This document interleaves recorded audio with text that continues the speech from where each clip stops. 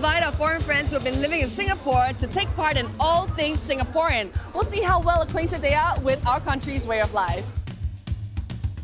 Now this week, Patrick and Vika will learn what it takes to keep Singapore safe and sound, and if they're steady enough in the face of crisis.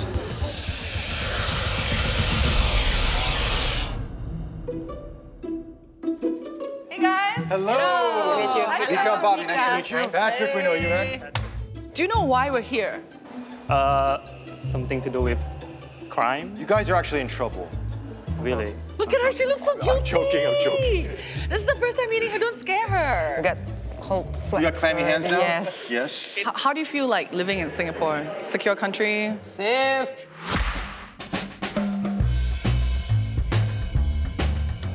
It was hard for me to adapt to Singapore life at the beginning because I don't speak English in daily life in Indonesia. I got a lot of friends who taught me how to speak with the local lingo, so right now I'm A+ in Singlish. I love Singapore because it's a very international country. It's a combination of traditional and international at the same time.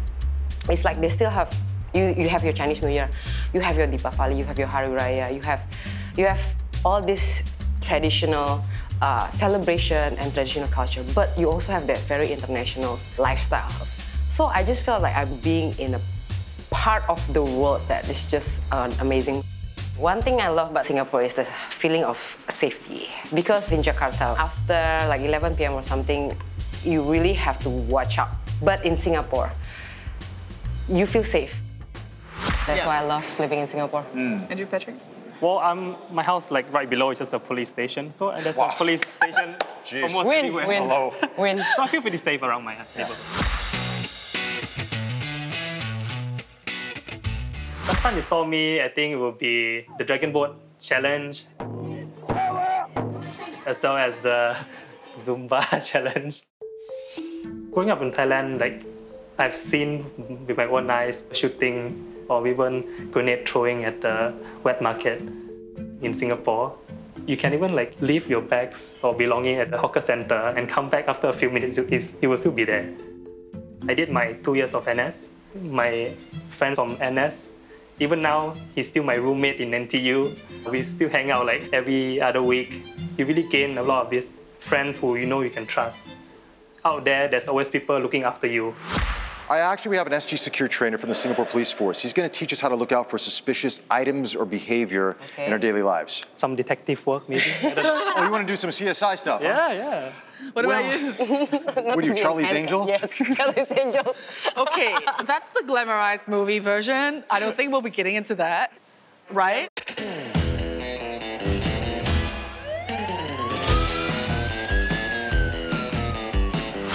In the recent context around the world, there's lots of terrorist attacks going on. So what are the things to look out for? A is for articles, B, behavior, C, for cars or vehicles.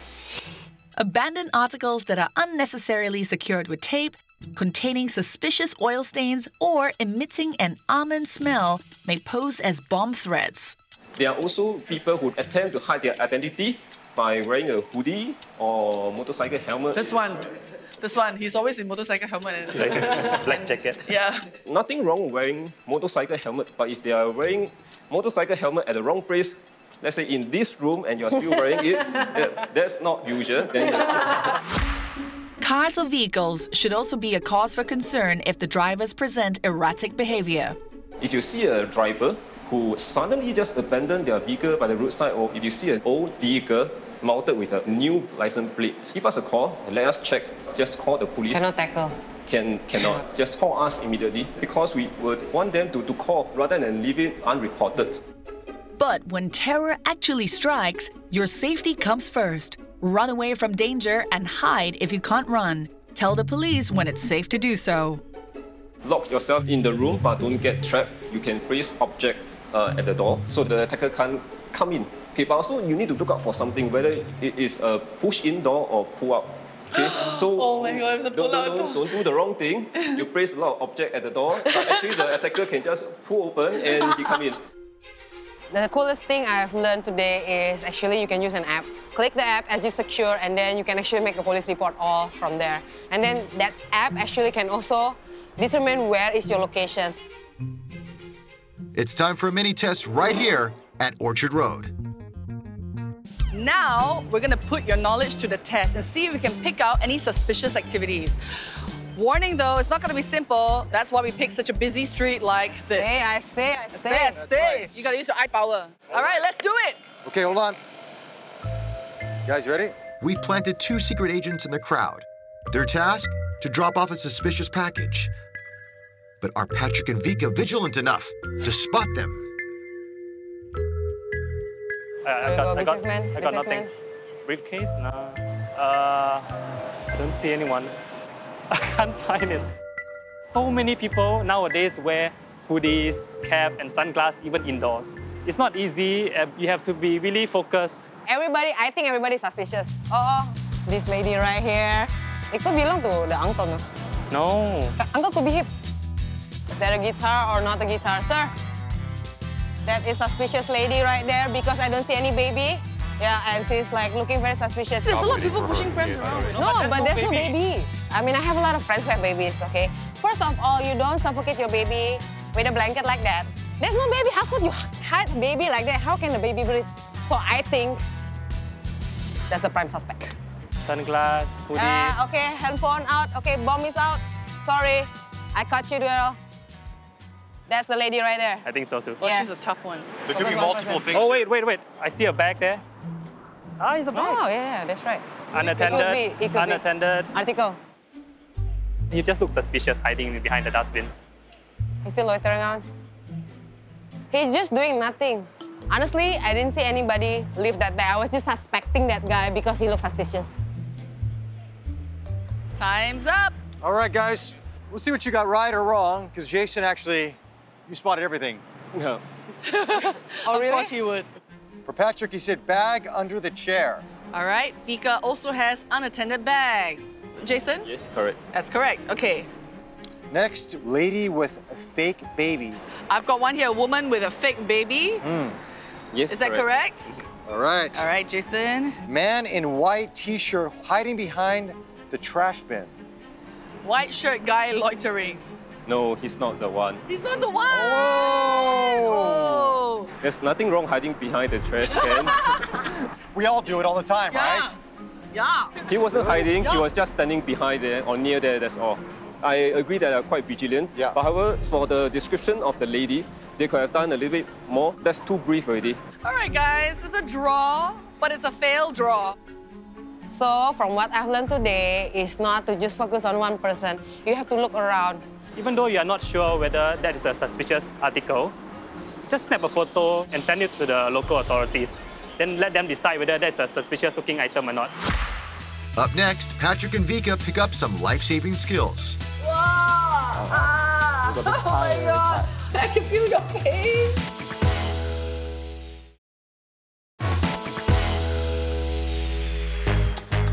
Earlier, Patrick and Vika learned the importance of vigilance, but mere eye power isn't gonna cut it.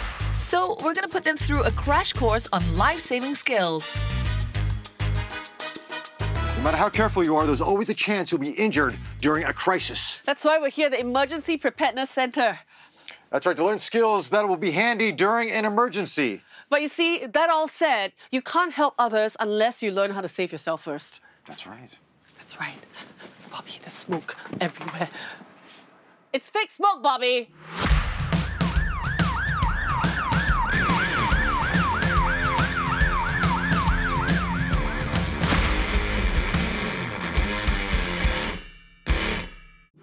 A stitch in time saves 9. Any timely first aid applied before the paramedics arrive could be crucial in saving a life. He's been shot. Are you okay? You're okay? Well, you don't shake him like that, Bobby. Oh my God. I thought you thought. He has a gunshot wound. The first thing we need to do is we need to make him feel comfortable while sitting or lying down. Okay. Honestly, I'm very scared of blood. That was a good-looking wound just now. It was very real. Use a shirt or even towel or something absorbent. Press hard. And we call it direct pressure. to stop the bleeding itself. Okay. If it's still bleeding, you probably need to consider a tie. You have to use something that is broad, a belt, or even a long pants or long shirt. You need to apply at least 5 cm above the injury itself. So before you want to apply the tie, you need to tell the casualty, it's going to be painful, but I need to bear with it. Wow! Ah! You got the tie and the tie. All right? I can feel your pain. The only way for you to know that the tie is effective is whereby the bleeding stops or there is no pulse at the affected limb. Okay. Is it going to faint? Yeah. Okay? We never have to be in this situation ever. Moving on from improvised first aid skills, we are going to learn CPR. If nothing is being done when a person had a cardiac arrest, 4 to 6 minutes brain damage sets in. Oh God. If one day suddenly you saw someone collapse on the floor, that's not good. Okay, like I say, if someone collapses on the road, first thing you need to do is establish responsiveness. Hello, hello, are you okay? If there's no response, you need to activate for 995 emergency ambulance. Applying CPR may be a daunting task, but taking a moment to memorize the ABCs of it could potentially save lives. First thing you need to do is you establish your airway by head to chin lift to say is there any foreign objects. We will normally pinch the nose and we'll ventilate via the mouth. Your hands, your heel at the lower half of the sternum. Lock your elbows and after that you need to do a compression rate of 100 to 120 beats per minute at a depth of 4 to 6 cm. How fast is that? 1 and 2 and 3 and 4 and 5. 1 and 2 and 3 and 4 and 10. 1 and 2. You have to remember it's always 30 compression is to 2 ventilation. So do you want to help me out on the chest compression? That's not a question. I've actually learned how to do CPR as well as AED when I was during my national service. But then I have to recap on what I need to do. 3 and 4 and 10. 1 and 2 and 3 and 4 and 15. Faster, brain damage already. 2. Okay, then start to do a compression. And 4, 25, 1 and 2 and 3 and 4. The key is also to retrieve an AED if it's available. The AED uses electric shocks to restore heartbeats, and when combined with CPR, heightens the efficacy. Analyzing. Shock advised. Okay, usually when shock is being delivered to a casualty, it will someone like jump up a little bit. Yeah. So now the body should be like jumping. No. Once after the delivery of the shock. one time. Yeah. So once after the delivery of the shock, you can continue on the CPR itself. We definitely need everybody to learn CPR AED to help someone who is in need at times. Coping with different crises is no joking matter. You can certainly have fun while learning new skills. Pull, squeeze. You guys learned a lot today, right? Yeah, definitely. Can you remember it all? Because you're going to need it for your next challenge. We'll try. Any clues? What are we going to do? Okay, so as usual, we're not going to tell you what your next challenge is. Okay. All I can say is, expect the unexpected. Ouch. It's going to be painful. Well, maybe not painful, but certainly very eventful. Are you okay? No, I'm not okay. I'm shot. Oh wait, I learned this before. I think I know what to do. Ow! Ah!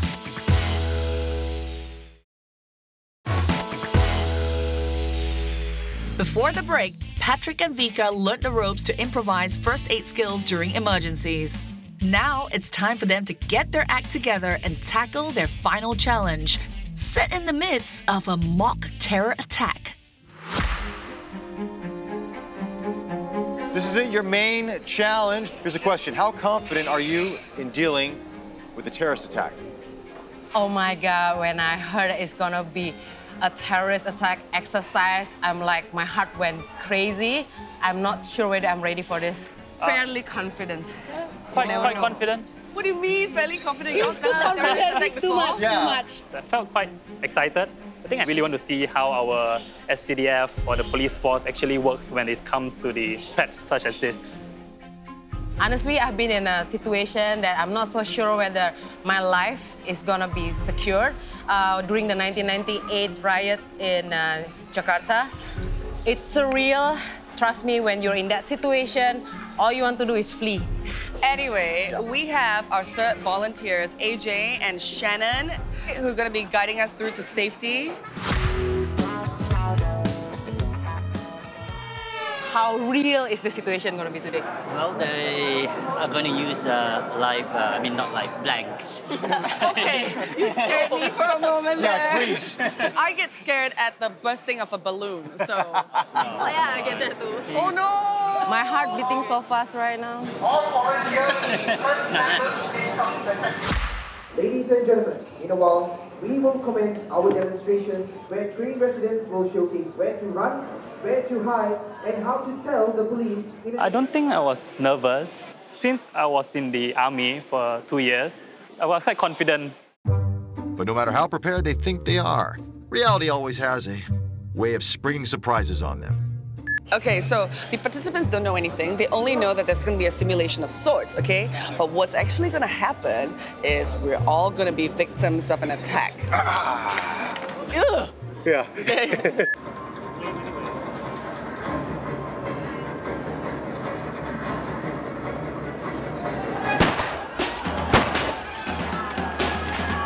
Training automatically kicks in. Oh my God, where are you going? Where am I going?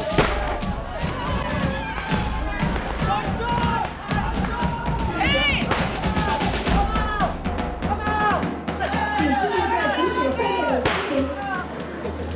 Look at the man hiding behind the pillar. He's been sending an SMS to 71999. Oh look, here comes the police officers to the rescue. The police officers quickly request for backup to carry the fire.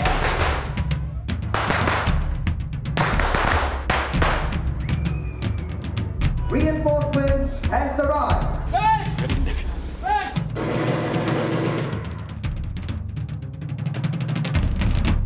The gunman has been neutralized. While the police are still securing the place of attack, it's really up to the civilians who are trapped in the same location to help each other out.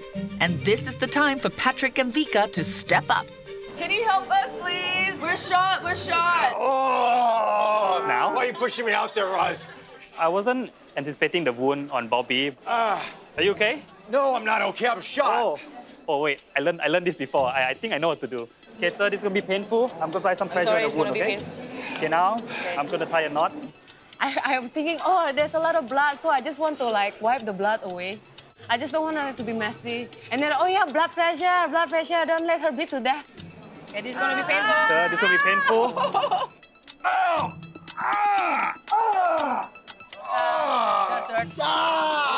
All right, guys, you can do a very good eye fast. Now, I want you all to perform CPR on Bobby.